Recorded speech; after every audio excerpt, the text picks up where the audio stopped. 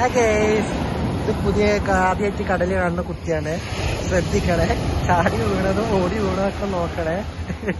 കുറച്ചൊരു 5 പൈസന്റെ കുറവുണ്ട്, എന്നാലും കുഴപ്പമില്ല. കടൽ ആദ്യമായിട്ട് കാണാൻ കടീത്തെ വെള്ളം ഉപ്പില്ലാന്ന് വിചാരിച്ചിട്ട് കുടിക്കാണ് കുടിച്ചിട്ട് ഉപ്പ് ഉപ്പ് ഉപ്പ് എന്നാ പറയാ. അപ്പൊ അതിന് 5 പൈസന്റെ കുറവ്.